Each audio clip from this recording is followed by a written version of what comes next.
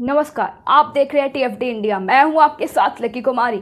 UP उपचुनाव के जरिए सपा खेलेगी बड़ा दाव। 10 में से कांग्रेस को देगी इतनी सीटें, बदले में करेगी ये डिमांड। उत्तर प्रदेश में 10 विधानसभा सीटों पर होने वाले उपचुनाव से पहले समाजवादी पार्टी और कांग्रेस ने सीट बंटवारे के फॉर्मूले पर चर्चा शुरू कर दी है। समाजवादी पार्टी कांग्रेस के साथ एक हाथ से दो, दूसरे हाथ से लो का फॉर्मूला अपनाने की योजना बना रही है, जिसके अनुसार वो उत्तर प्रदेश की सीटों के बदले महाराष्ट्र विधानसभा चुनाव में महाविकास आघाड़ी से 10 से 12 सीटों की मांग करेगी। सूत्रों के मुताबिक इसके अलावा समाजवादी पार्टी हरियाणा में कांग्रेस से 5 सीटें भी मांग सकती है। इन सब के बदले में कांग्रेस को यूपी उपचुनाव में 2 विधानसभा सीटें मिल सकती है। चुनाव आयोग ने हरियाणा और महाराष्ट्र के लिए चुनाव कार्यक्रम की घोषणा पहले ही कर दी है।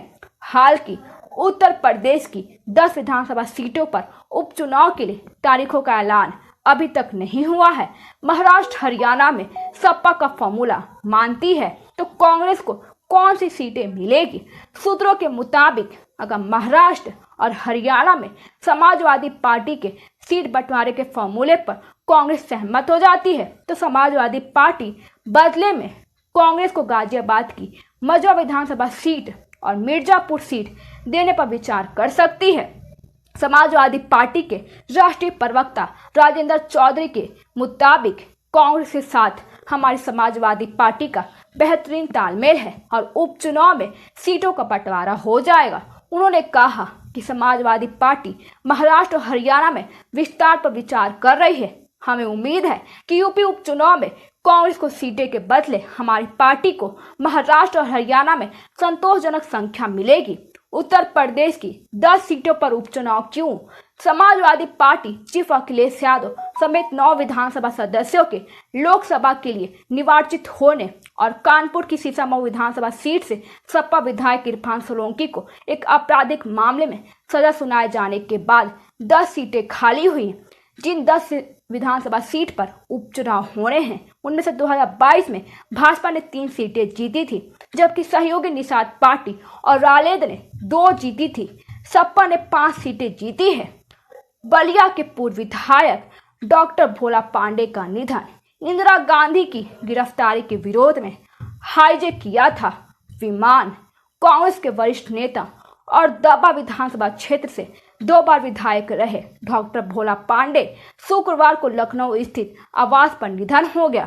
डॉक्टर भोला पांडे ने पूर्व प्रधानमंत्री इंदिरा गांधी की गिरफ्तारी के विरोध में प्लेन हाईजैक कर लिया था। मामले में उनकी गिरफ्तारी भी हुई थी।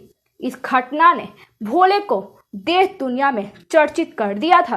कांग्रेस के पूर्व जिला अध्यक्ष अवध बिहारी चौबे ने बताया कि जनता पार्टी की सरकार के दौरान पूर्व प्रधानमंत्री इंदिरा गांधी की गिरफ्तारी के विरोध में 1978 में भोला पांडे सहित एक अन्य व्यक्ति ने पालम हवाई अड्डे से इंडियन एयरलाइंस का विमान हाईजैक कर लिया था। इसके सरकार परेशान हो गई थी।